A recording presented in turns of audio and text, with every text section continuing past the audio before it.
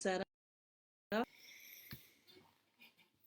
Welcome. Anybody who's tuning in right now, I know some folks are probably over in the other page trying to figure out where this is at. To on in, the water's fine. I'm a little overwhelmed by reality right now, but I will get it together for you.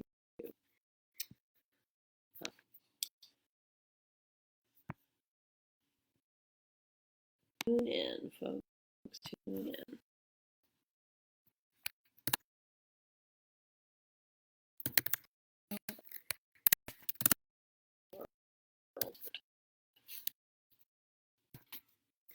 I can't type. I'm agog. That's me. Come on in.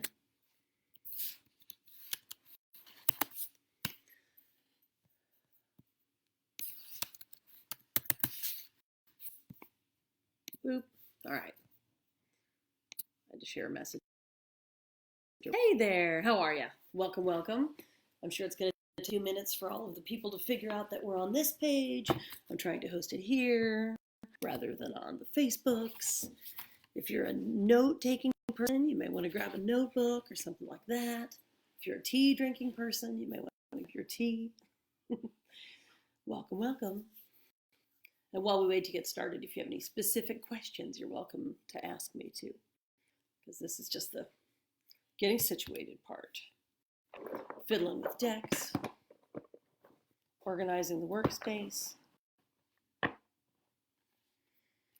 Yeah, good stuff. It is 2 minutes to, according to my clock here. Step right up. Drink your tea.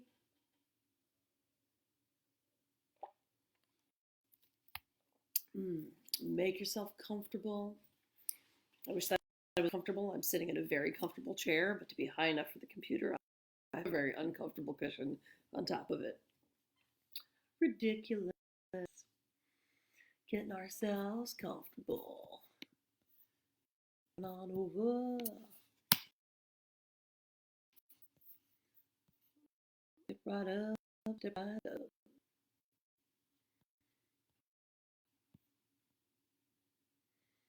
All right. Getting there. 1 more minute, as the preschool teachers used to say.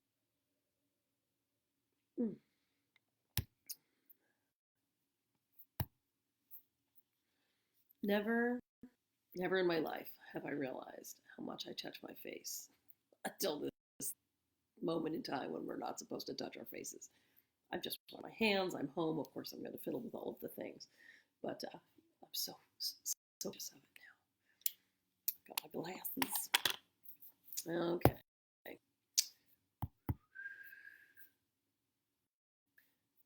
Do.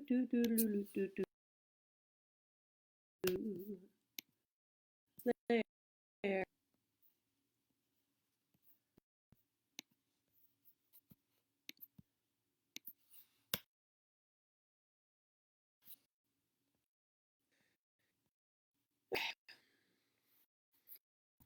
That's 1 minute after 7. It's a few minutes after 7, and I'm going to start to talk. So, I am Madam Onça, also known as Lauren Onça O'Leary, and I tarot. I co-wrote a book on the tarot with Jessica Jucadino and made a deck of cards. I have them quite often in our session today, and the ones go, hey Anne, welcome. And I'll refer to these cards, and I will also be referring to the Rider-Waite-Smith deck, which is one of the most historic decks that people work with in the modern era. So I'm going to give people a chance to arrive, get your notebooks out, get tea out, and so forth, your nicely washed hands. And today we're going to talk about the suit of wands. With Anne, I know you've been studying cards. We've had at least a couple classes together, and I know you've been really involved in your studies.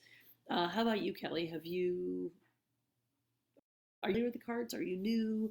Give me a sense when you get a chance if you want to drop some notes. And otherwise, I'm just going to start talking. So in the session that we did together, I did some basics, mostly to talk about the history of the cards and a quick overview of how they came to us, a little bit about people, how people them. But today we're going to talk about this specific suit. Hey, Rachel. Welcome, welcome. So we're about to start talking about the suit of wands in the tarot. As you may know, if you're a regular tarot reader or fan or fiddler, there are 5 suits in the tarot. We have the major arcana and the minor arcana. The major arcana, those big ones that make it into the movies, the fancy flashy cards. And then the minor arcana. The minor arcana are directly analogous to the modern playing cards. And I read a few humorous quotes about wicked provenance in the last session that we did together. I want to go back and watch that. Hey, Mega. Oh my gosh. Hi. Welcome, welcome. I'm just talking a little bit about cards, getting everybody a chance to sit down, get your notebook on. So, again, I'm Madam Onça. I wrote a book with a great friend from North Carolina about the cards, and I made a deck, and I've spent many, many years studying them, talking to anybody who's interested in that sort of thing. And I'm grateful that in this time of great stress and an unknown, y'all have chosen to spend some time here with me. Oh, hey, Kelly, I just got advanced beginner. Great. Oh, yay. Oh, yeah, well, we know all the same people. Teach and Claire and Brandy and everyone. So we're going to talk today about wands. Again, there are 5 suits in the deck, the majors, and then the minors. The minor cards are comprised of the pip, or the ace through 10, and the people cards, or the court cards. We're going to do a whole session about them at the end of next week, once we've had a chance to really dive in all these other ones. Today we're going to talk about wands. Hey, Michael. Wand is traditionally known as the suit of fire. As we also mentioned in the previous session, you can go back and watch if you want. Some decks, some traditions, you will look at your wands and you'll realize in your deck that clear wands are intended to indicate the element of air and so forth. There is one way that the cards are. There are only broad currents in the river of tarot. So really all of these things I say with specificity are speaking to broad currents. So you may pick up some deck and realize that it feels like it works really differently and yet identifies as a tarot deck. In fact, it may. It may be more of a Norse underpinning or something. So, you trust the information in front of you. Then trust your intuition. Then trust me. There's a hierarchy of information here. Work with the deck that you have. Work with the feelings that you have. And then work with the information you're given. Wands, or staves, as they are sometimes called, is traditionally known as the suit of fire.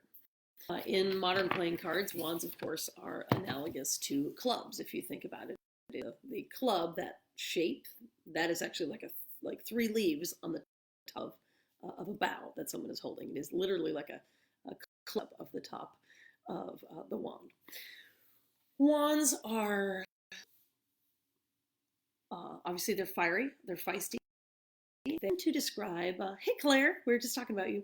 Wands tend to describe matters of ambition, drive, passion, willpower, follow through, sometimes matters of career or projects. They are really fairly practical. I would say that they are the place where good intentions hit the road, and you have taking something and making it into reality. So, and if you have questions about that, feel free to drop them in the comments, and I will do my best. Today we're going to talk about the wands from ace to 10. We'll take a minute or two to acquaint you with both, to acquaint you with the cards, and then we're going to move through all 10 of them, and hopefully that will leave us a generous amount of time at the end for you to share questions with me, either about the wands specifically or about how we might work with them in readings and so forth. And y'all can feel free to respond amongst yourselves.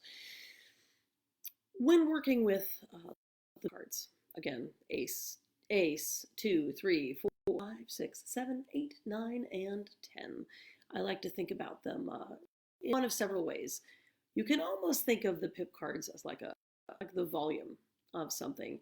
Uh, for example, relative to ambition or career or project. If you get an ace, that describes the very beginnings of something. If you get the 9, that describes a level of intensity or accomplishment in that suit, right? So you can imagine turning it all the way up to 11, like they say, except in this case, it really does just go to 10. When cards come up at a read, the first things you do, and we'll do this before we talk about the pip specifically, as you are reading cards, you've laid out your spread according to whatever you opt to do. We'll talk more about that probably in 2 weeks when we continue our American experiment of home confinement. You look to see if you have an abundance of any one suit. Do you have lots of wands? Do you have lots of pentacles? Do you have lots of cups? Do you have lots of major cards? Then you also look to see if you have lots of the same numbers. If it's all 5s, that tells you something. So if you're not numerically inclined with the cards, I totally get that. I was slow to learn out as a dancer, and I was slow to pay attention to the value of numbers. Maybe I'm mathematic in the tarot, but eventually I've come around to really understand the relationships that the numbers have. If you are numerologically or gematria inclined, a whole deeper discipline you can go into. I would say of the layperson's appreciation of numbers rather than the accountants or the number mystics. But you do a deep dive with that if you want. When it comes to the pips, first we're going to talk about the ace cards. All of the aces. The ace is, it's not the one, it's like the one and the, oh hey Polly, it's not just the one, it is it's almost like it is the seed or the foundation of the suit. So we get an ace of wands. Once again, you're talking about the foundation or the raw kernel of the energy of the suit, which again is what? It's growing, it's expansive, it is illuminating, it is hungry, it is questing, it is creative, constructive. Everything about this suit speaks to this notion of sort of ambition and growth. So this, I'm going to hold it up close, and I apologize, everything is backwards here. This is the Ace of Wands, my little teeny tiny deck. This is the Ace of Wands Rider-Waite-Smith deck. We spoke quite a bit about that in the previous session as well. This is probably the best known tarot deck of this century. You may see it in different color jobs, so in other words, tinted in different ways. But here is the Ace, and you basically see there's sort of a cosmic hand. I have heard that there's actually Pamela Coleman Smith, the author's hand. She drew her own hand, and there's her magic wand with the little yods. Those little shapes represent a sort of divine creativity sparking off. So that is sort of classic Ace of Wands. When I made my own deck, which is the World Spirit Tarot, this is the second edition of the Snazzy box. My deck is very much in the same tradition as this very traditional deck. Anyone who reads the decks, you can, if you understand one set of symbolism, you'll understand the next. But this is my rendition of this thing. I removed the sort of cosmic hand and replaced it with the cosmic vesica, that cosmic gateway that represents threshold, literally of birth and metaphorically of birth into something new. Pyramid, sand, full moon, full sun, all of those things are here to represent an abundance of heat, an abundance of light, an abundance of energy. Everything about this card is intended to represent this, that you are standing on the threshold of a new adventure. When aces come up, they are essentially a card of foundation. When they come up, they are describing the beginning of a new project. They're into fertility, so if you're not interested in that, then you want to take precautions. Ambition, opportunity, everything about it speaks to you have the opportunity for forward momentum. Are you going to step into the light and take it? And then we come to the two. Two are essentially about discovery. This is the Rider-Waite-Smith version. You see a person here looking at the globe, looking out over the sea, and there's two wands. My version is very similar, but I wanted something that reflected more was more inclusive in terms of many cultures, body types, and so forth. So here we see what is really an islander and the two wands. And again, the sense of evaluating, learning, discovering your place in the world, beginning to formulate plans. The way that I pursue when it comes up in readings, again, it is discovery. Both of these versions, both Pamela Coleman Smith's, both speak, I always think of it as due diligence. It's like you have decided with that ace to step into a new project, your career, some stage of your life in terms of manifesting things and accomplishment. The two is doing the work. It is reading the zoning code before you open your business. It is reading the manual before you launch your D&D campaign. It is really about gathering a depth of knowledge that you need in order to be well-informed, well-prepared, and it's really about getting to know the work conditions that are going to be moving forward. There's our ace. There's our two. Again, feel free to ask me any questions if you have them as we go along. Just going to keep on trucking. Now we come to the three. And if you have a deck in front of you, by all means, I'd encourage you to go ahead and pull out your pip cards in the wand so you can compare them with what you've got. And feel free to share them in the comments if you want. So here we see, once again, this continues to look out over an expansive vista, and now there's three. Threes are often considered to represent some form of expansion. In this case, here we see, once again, my version of the card, a little more dynamic, but it's the same message. Literally, this suggests that you have done your due diligence, you have started your project, adventure, and your ship is coming in. So this person, they're jumping for joy. They've kicked off their shoes. They've got a big messenger bag there, which is hopefully full of loot or good news. And this speaks to a sense of having done work and are beginning to see a return. Now, in that span of ace to 10, ace, 2, 3, these are still very small numbers. And what that means is that when this card comes, it doesn't usually mean you've worked it all out and you got the certification, you have got the Nobel Prize, you have got the $1 billion contract. This is more like, I started my business and people are starting to call me. Or I poured the foundation for my house and nobody fell into the concrete. It is very much about an initial level of accomplishment. Doing the work, being seen and heard as capable, being validated, but mostly it's about getting things moving, getting things started. So, come to the 4. Oh, hey Crystal, do you ever read them in reverse? Yeah, let's talk about that before the 4s. So reversals. Moore, who's an author who I'd love to recommend to you. She wrote the book for the Steampunk Show, and she was an editor for Llewellyn for ages. She wrote an article on this subject, and what Barbara said in her experience was that most readers go through a period where you do read reversals. Those same readers will go through a period where they do not.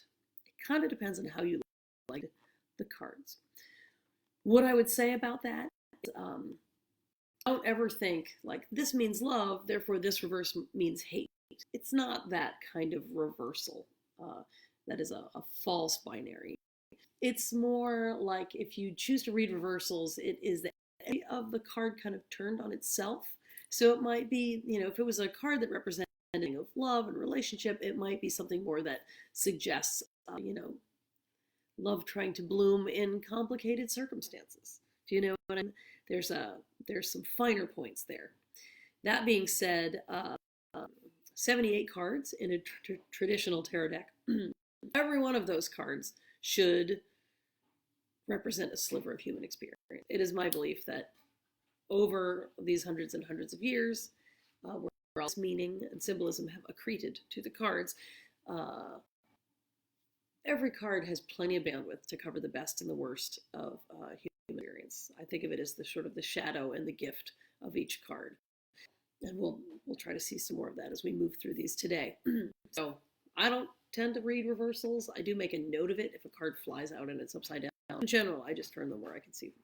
So, but there's nothing wrong with it. It just depends how you choose to do it. As a new reader, I would say it's easier to get a handle on those first 78 cards without making it twice complicated for yourself. Now we come to the 4s. So here's the 4. This is the type of cards. You can see there's figures in the background. There appears to be celebration. There's sort of a floral canopy.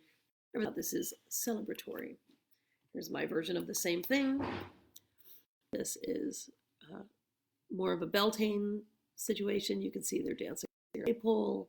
And once again, there's the sort of floral aspect and sense of community celebration. I think of 4s as a little bit of a plateau. Oh yes, thank you. I think of it as a plateau, like a level of accomplishment that brings you together. Sometimes it literally means a wedding, literally means a celebration, a graduation, a party, a show opening, something like that. I did actually do a cover for Llewellyn. I think they did a book on Beltane. I did the cover for that based on this. So again, there's sort of an element of fertility here. There's a lot of sort of feisty, fire energy in the Wands cards. But this card basically comes up to say, remember that 3 where you sort of begin to earn your chops? The 4 plateau where you take a breath, you look around, you throw the party, you pat yourself on the back. Take a moment to celebrate with your community before you step into the next element, the suit. The next, of course, is the 5. And the 5s, as my teacher, Kistrom, who you can look up on the internet, she's a great painter in Maine. She was my early tarot teacher, and she always said the 5, the cards of chaos. I have judgy, less a loaded way to think of them as the cards of up. This is the part where whatever you've accomplished with your good actions and best behaviors through your ace and your 2 and your 3 and your 4, now it is time for the tables to be. There's totally a cat thinking about jumping up at me right now. Hello, Tittles. So here's 5. 5, we see laying on of sticks.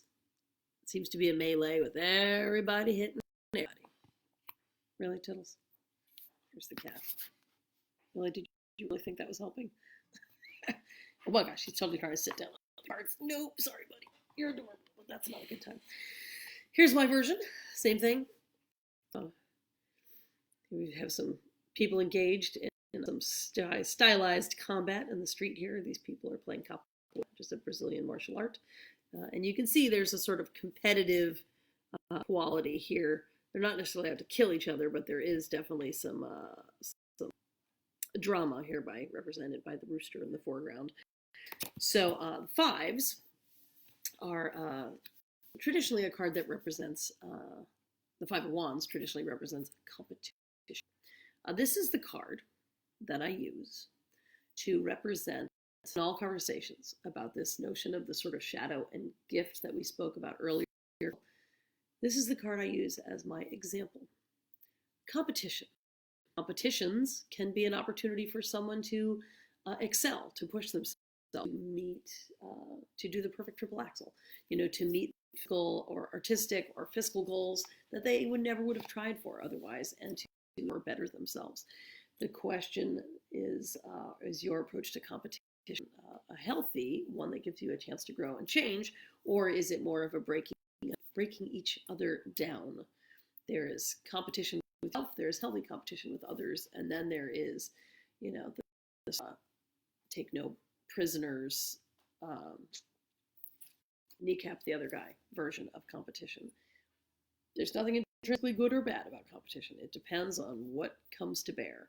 And so you may see that in a reversal, and you go, "Oh, this looks like the sort of dark side, the difficult aspect of competition." But you may see that just based on the other cards around it. Laid your cards out, and you go, "It's another different cat. What a handsome boy. Adorable. Can you call the bean over there?" I'm not where were we? Oh yes. So the other cards that are around that may be your indicators of whether they're the sort of dignifiers. The cards that are around it may be the things that indicate which aspect you're looking at. And now we come to this. Again, feel free to let me know. Anybody? Hi, Brianna. Feel free to let me know any questions. Now we come to the 6. Don't call them, just pick them up, I guess. This is the 6 of Wands. And you can see here, there's the victor, the crown of laurels. There's the rather, writers like to comment on the fact that while the writer is looking away, the horse is the one looking at the camera, the viewer, with a rather wry little look in their face. That's their traditional 6. And this is my 6. Same meaning, just a slightly different version. This is, here he comes down from the mountain. Too much hue and joy from everyone. All the people have turned out to celebrate with banners. This person appears to have come down from the mountain with some great truth. That strange lenticular cloud. So the 6, it's like a rebalancing after the aspects that were introduced into your life or reading as described by 5. The 6 suggests finding a new plateau. It's like the extra stable table is what I like to call it. You had the 4. 4 is stable, 5 is chaotic, 6 is extra stable. Particularly, this card tends to come up when you are talking about social approval on a grand scale, when you are talking about the appreciation of your peers, the appreciation of your mentors, celebration of community. It's like, you passed the test, you opened the business. It's a very much about coming together as a community. Okay, and now 7s. My teacher used to call them, she called them the vortex cards. And the thing about that is that 7s are evaluative. When the 7s come up in a reading, it generally means, hey, where's my little 7? Not sure where my 7 is, the Rider-Waite ones. When this card comes up, it usually means that you have got questions. I particularly think of this, honestly, as the card of the activist. There's often an image of, here's this version of it. You can see this person. It's kind of like they're in a palisade. I always hear Picard's voice, Captain Picard, saying, the line is here. There's this strong sense in this card that you have decided where you can compromise, where you cannot, what you can live with, what you're willing to fight for, what you are not. So the 7 Wands, that evaluation, that vortex, is really the question about, you've come so far in your life, what are you going to do? Who are you going to be? And this. So I like the 7, but it definitely asks you, all of the 7s ask you to evaluate who and what you are. The 8 is pretty straightforward. Literally, here's Pamela Coleman Smith's version. Pachoo! They used to say this was the card of sudden news, sudden changes. Check your mailbox. Now I suppose it's check your notifications. Everything is happening really fast, and whatever is about to happen to you in the context of your question, that ship was launched already. In other words, it's not a question of whether you can stop what's happening, rather how you're going to respond to it. My version is very similar. I just want to flame to suggest that fiery, passionate. Any questions? Let me know. I just realized I have to scroll through the comments to make sure that I don't miss anybody. So there's the 8. 8 is pretty straightforward. I call that one incoming. I think it is more politely referred to as evolution. I think like the evolution of the suit. We're at the end here of these cards. The 9. 9s to me are the sort of fulfillment of the suit. I used the analogy of a banana the other day. Like Ace is the very, very green banana. It is not yet really food, but it might ripen up to be edible. By the time it gets to 8, it's pretty good. By the time it gets to 9, it is the perfect banana. By the time it gets to 10, it is still technically edible, but it needs to be turned into banana bread because it is losing structural integrity. So it's not that they're bad, they're just kind of a lot. So the 9 is almost like the fullest expression of the thing. And here is Holman Smith's version. Once again, there's this looking sort of, they look, trying to find the camera. They are a little bandaged, a little world weary, and they are standing in front of a barricade made of wands. Mine is very similar. Again, just that element of fire added. This guy's got hair, nice legs, and a lot on his mind. In this, with the 9, I'm sorry. Yeah, mega. Hold that thought. 9s. 8s are things happening. So it is, the 8 is basically of this. It literally means that whatever's happening for you is happening fast. It means that it's not whether you can change the outcome so much as how you're going to respond to it. Like previous decisions or previous actions have led to the present. It's just incoming. It's the part where you look up, realize what's happening, and everybody ducks. Okay, the 9. 9s are, it is experience, capacity, accomplishment. Here this person has built a fort and they have successfully defended it. I do think that there's a little bit of an element of almost PTSD that can come up in this. Like if you're a person who keeps saying yes and keeps adding things to your load and keeps adding things to your load, that you're an overachiever, and that by the time you get to 9, you're like, I got this, I got this, I got this. So the 9 counsels you to do. It says you're doing great, and maybe don't do any more. Stop and read a comment. Oh yes, Carrie is asking if the meanings of these numbers also transfer to the others. Yes, in general, like these generalizations about the numbers do in every suit like that. You're going to find those aces are always foundational. Those 5s are always upheaval. The 6s always have an element of rebound. So yes, as you get to know the cards, it's going to help you hugely if you just hold these in. And in fact, why don't I recap them once we get through the 10s? Give everybody who arrived late a chance to make those notes and expand upon them. And if you're a person who's interested in continuing to work with the tarot, a tarot journal of some sort, I know it's just crazy to go all analog with paper. Like I made paper notes for class. But if you're going to work with the cards over time, then having some paper notes is actually really helpful, because the cards themselves, unless you're choosing to work with an online app, they themselves are a physical object we hold in our hands. And for those of us who are quarantined and know we're going to be looking at screens for for hours every day, trying to do our jobs or keep up with the turns of life, a chance to look at a piece of paper instead of a screen might be good for you. Now we come to the 10. So 10s, as I said before, tend to be, they're sort of the resolution of the suit or the composting principle. You can see here, successfully navigating with a very heavy load.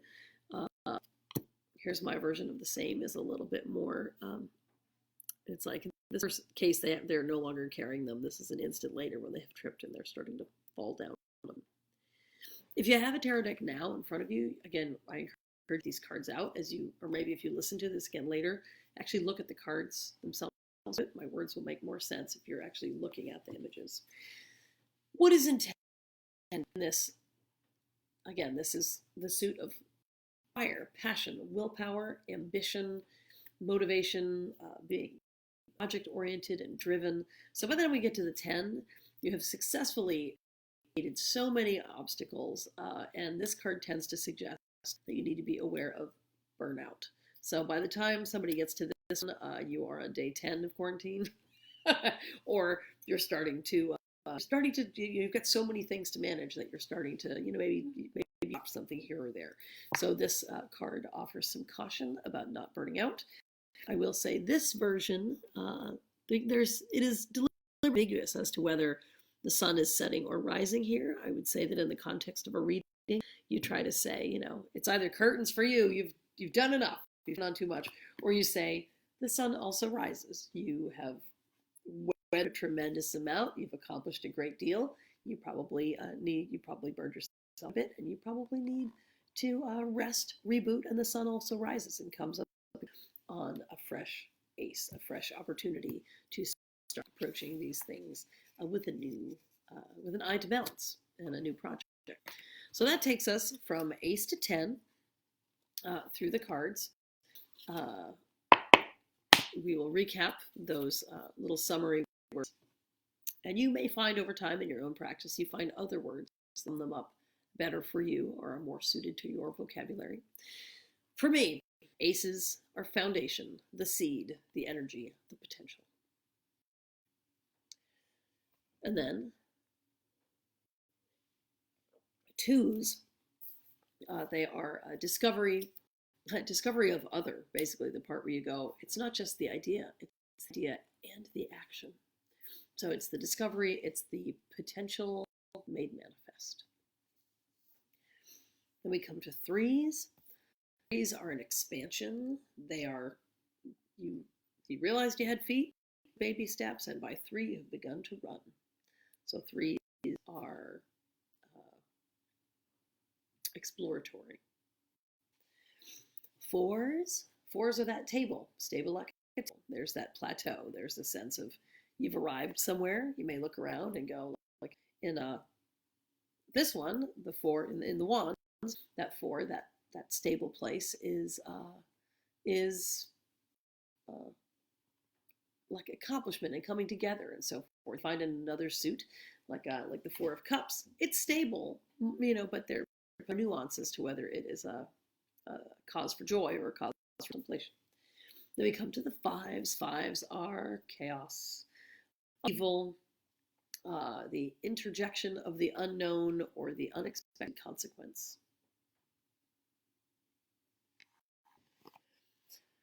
Sixes, rebalancing.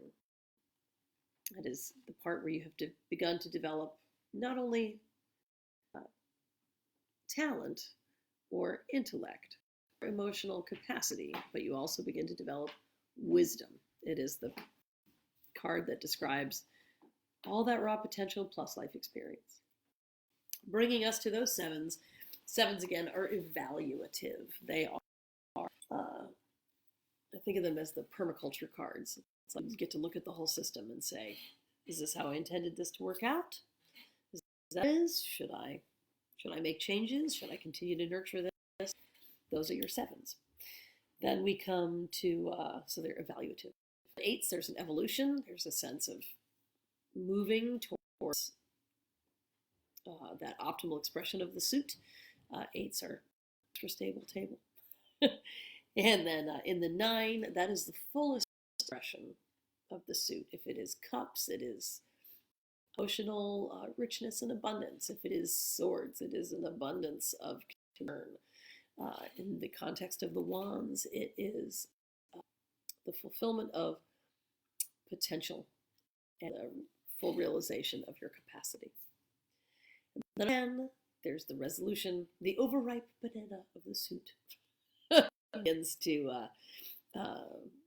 be known as it comes around the corner, begins to break down again in that compost principle, bringing us back to a brand new ace. Okay, so that gets all the way through. Something to know also about the Rider. Most of the decks that were made in this century are based on the Rider-Waite deck, which is one. Has a long and elaborate history, which is interesting if you like that sort of thing, and it's in with the history of. It is interesting through a feminist lens. The thing to know about that deck: it was made by a guy. It was made for a man with Rosicrucian leanings. Rosicrucian, Rosie had a lot of Christian. He had an interest in bringing a lot of Christian mysticism into, and so that is rampant in the deck. And if you are a Christian person, then you can really lean into those layers of symbolism, and I encourage you to look that up. They're going to be particularly available. You can see some of them in some of the swords cards, the cups cards, and a bunch of the major arcana cards, which we will get to later. And if that is not your jam and you are not a Christian person, you can lean away from that symbolism and still enjoy it, most of it. But do know that it's there. If you start to pick up that flavor, that's typically the interest not of the artist, but of the person who want her to do the job. So there's a little bit of both. The art of Samuel Coleman Smith was much more of a, she was mystically inclined, was really a theater person. She was an artist, an autonomous sort of person who grew up in the theater surrounded by theatrical people. So she was much more interested in, driven by aesthetics and symbolism than any one particular uh, faith, shall we say, or any one particular set of dogma. So, do you have any questions for me? I know there's a delay, so I'm just going to let you wait a minute and see what pops up in the comments. And also, a thing to know about the minors, these these other suits, wands, cups, pentacles, swords, when these come up in a reading, typically they are referring to aspects of your daily life that you can. We didn't do the court card today, Crystal. We're going to do them in a separate session because there being 16 of them, they are really kind of a session unto themselves. When these minor cards come up, they're talking about your day-to-day life as compared to decisions that you get to make, responses that you how can I say, with the minors, if you have more personal agency over how things play out. When the major again, that's like the Lovers and the Devil card and the Wheel of Fortune and so forth. When those cards come up, they tend to be big forces moving through your life, where it's less about the choices that you make affecting the outcome, and it's more about how you respond to the big life lessons, if that makes sense. I am loath to use absolutes because I don't believe that there are absolute tarot. I do absolutely think that we have agency. Nothing is written. Most probably not Calvinists who believe everything is predetermined. You do have free agency. But in general, I would say the major cards deal with big stuff. If you're pulling cards for somebody and you lay out 8 cards, some of them are major cards, statistically, that means they've got something big going on. Now, you could be having a very big day or a very big week and have lots of other big cards that are minors. There are cards that describe a busy day or a hard, but maybe not a cosmically hard day. Does that make sense? So when these minor cards come up, again, one of the things I look for is there an abundance of one suit?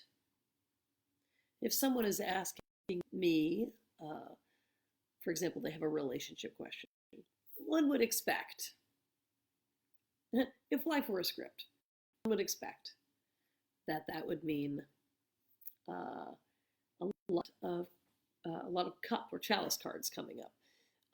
There are none, or almost none, and it is all swords. They know that they may be asking a relationship question, but there's not really a relationship answer.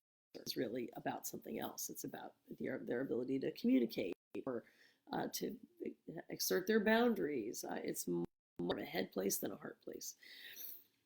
So with wands, them being sort of about career and drive and ambition and how we are sort of out in the world, if all of the cards that you get, if it's a wands type of question, if somebody's asking about their career and so forth, and again, all they're getting is cups cards, for example.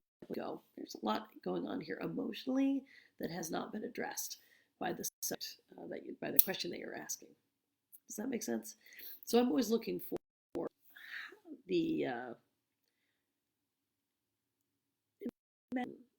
that the minor cards are like 4 tribes, and one is in charge of the realm of water and emotion, and one is in charge of air and decision making, and one is in charge of the wands and the fire, the drive and the ambition.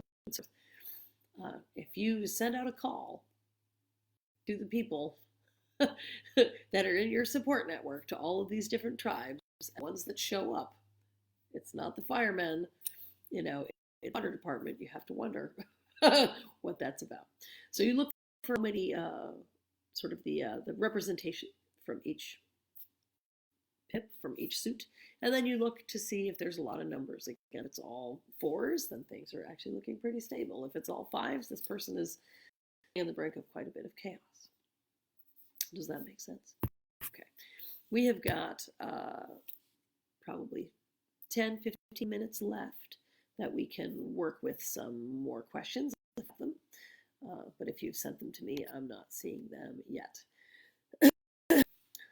What else can I tell you? Oh yes, do I read them as units of time? Do I read the pip cards as units of time? If someone asks about when something will happen, does the Two of Wands represent the second day, month, etc.? And if so, when does the suit of the card, does the suit of the card speak? That is a great question. Clear, what they're asking is, can you use the notes of the pip cards to help say, well, that's, I would look for 2 months from now.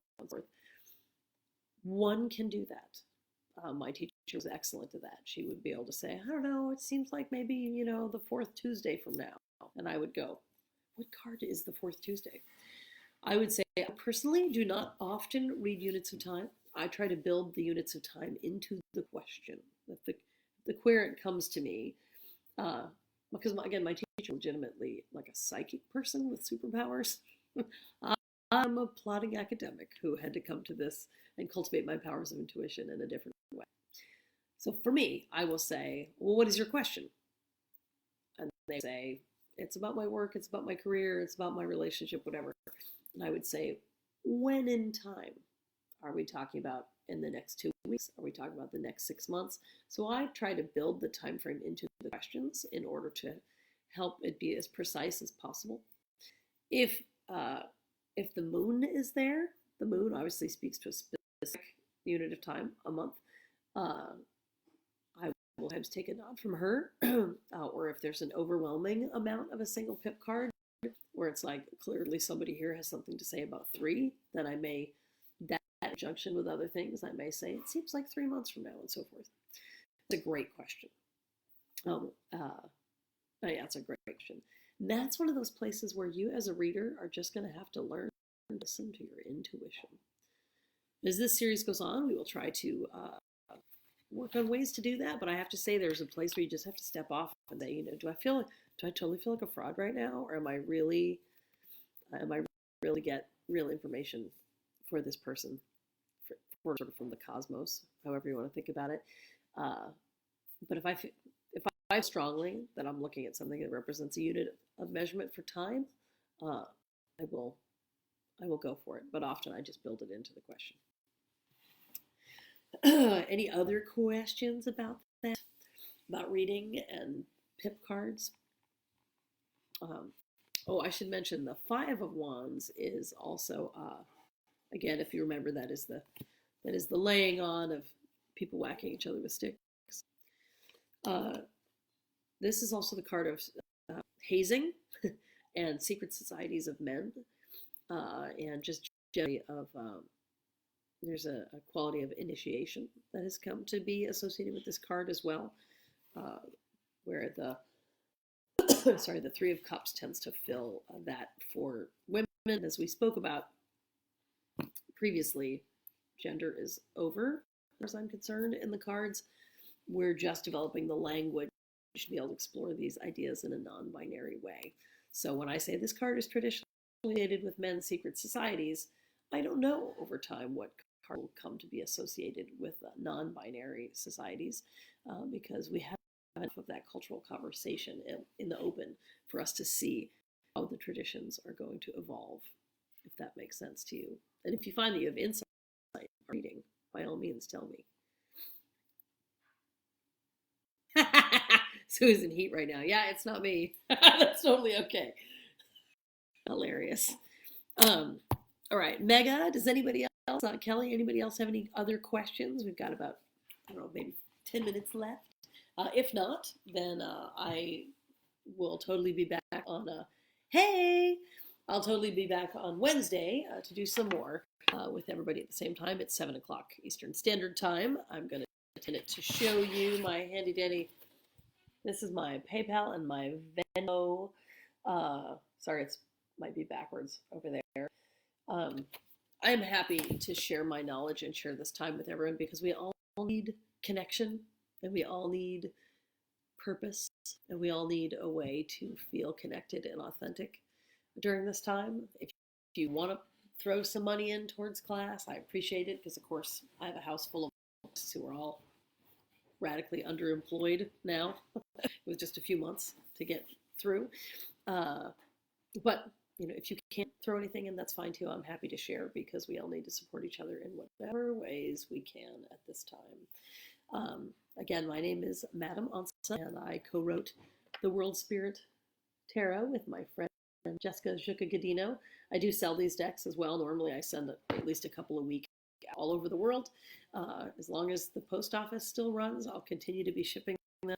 They've gone all over the place to countries I have never been to. This is the deck. This box, rather snazzy box, has the deck, has a nice practical book.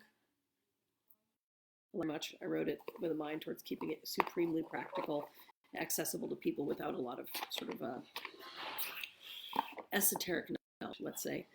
Other decks that I'm happy to recommend you to, find a tarot that you love, but it's worth your while to get familiar with the Rider Smith deck or one of its analogs, something that's similar to it.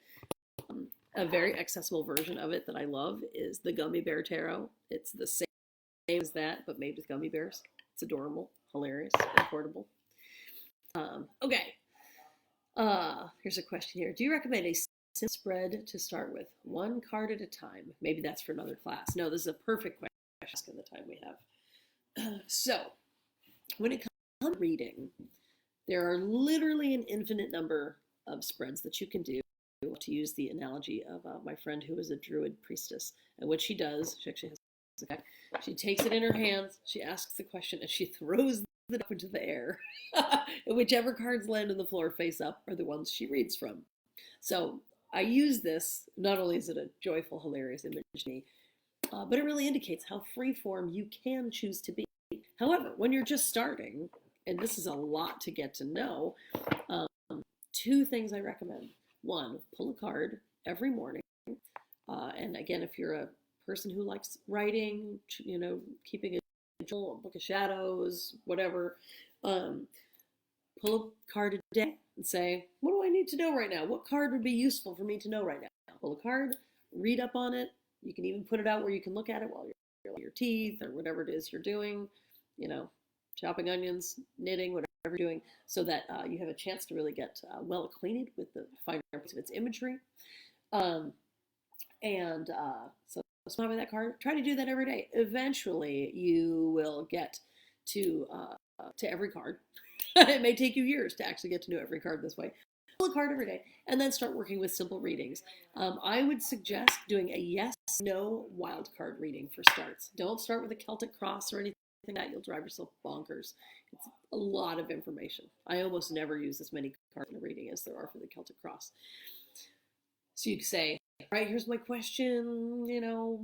What happens if I don't know, one example.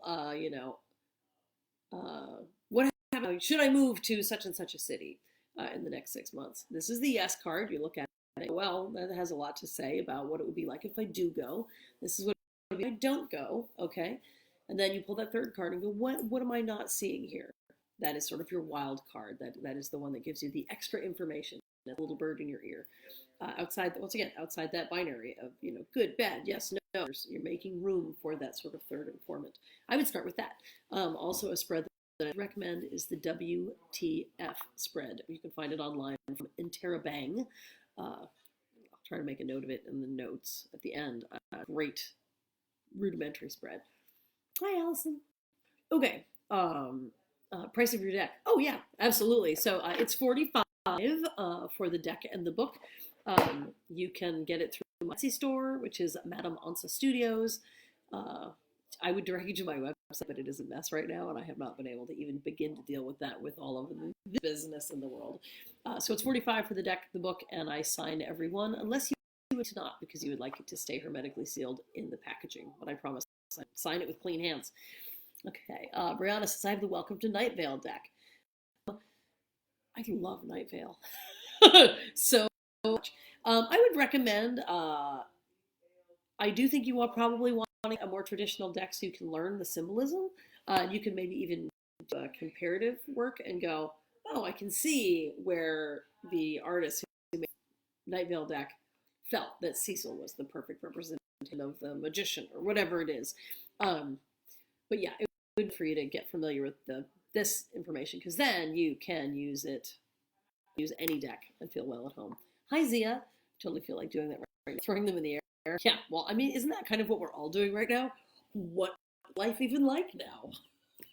What would it be like to work again? Or will there be degrees? Or will our kids ever go to school? I mean, we didn't mean to, but essentially all the cards have been thrown in the air, and we don't even know what has landed face up on the floor yet. Right, Mega? The Celtic Cross. I don't know. I don't know why that became sort of the go-to reading. I mean, it's very shapely, looks fancy, it makes it again in movies. I think the Celtic Cross is doing too much. We'll talk more about reading styles and so forth. Again, I like to do a Kitchen Witch spread. I know Zia, who just came into the feed here, Zia has done like the Yes, No, Maybe spread. She's got some other spreads that she really likes to use. Incidentally, if you like this sort of thing, caveat, totally depends what you believe. You're welcome to believe whatever you want, where the tarot comes from, why it works, if it works, etc. In the world of spreads that's available to you, there's past life spreads, there's future life spreads. You can follow yourself back to Atlantis and the tarot cards if you want to. Like with a past life regression, you may or may not believe it even as you do it, and yet it can still be useful for you informationally in terms of coming to know how your deep mind thinks of itself, if that makes sense. Yeah, so start with the traditional deck if you can. Pull a card every day. If it's useful for you, develop sort of a ritualized sensibility about how you approach the cards, whether you keep wrapped up in velvet or whether you pull them out at the same time every day. Whatever ritual allows you to enter an intuitive space is the only thing that matters. If you're a person who could do that on the proverbial subway, great. Don't leave your tarot cards someplace where they're going to get wet because each other, and that's just impractical. So you want to take the precaution with them you would with any beloved book. But other than that, there's not a lot of right and wrong. As far as the card, there is tradition and there is intuition. And you are welcome to veer back and forth, of course, at least between the two in order to find just the right of support and creativity and flair for you. I think that's it. That brings us right up close on again, my name is Madame Onça. I remade the World Spirit Tarot, and you can find me on the internet normally at hardestworkingwomaninshowbusiness.com. It's just kind of a mess right now. This is me. If you would like to drop any money in the tip jar, and I'll put these things in the notes. This has been our session on the wands, the pips. And on Wednesday, we'll do this again, same 7 o'clock. I will post this online, so if you weren't able to pay attention now or whatever, you are welcome to come back into Facebook and watch it later at your own leisure. And on Friday, we'll do the session at noon because I know nobody's available at night. So I wanted to make a spot for those people who maybe they're down for a nap or whatever. We're just going to continue to march through these minor cards. Then we're going to get to the major cards. We're going to get to the court cards. And then we could be doing this for 6 days or something, in which case we'll all be tarot geniuses by the end. And we will start exploring some of the nuances, reading and leaning into your intuition. I want to thank you all so much for making my day better by being willing to spend this time with me and to learn and grow, and when we have so much uncertainty. It's an opportunity to try to give something back and also be real and authentic at the same time. Thank you. Blessed be.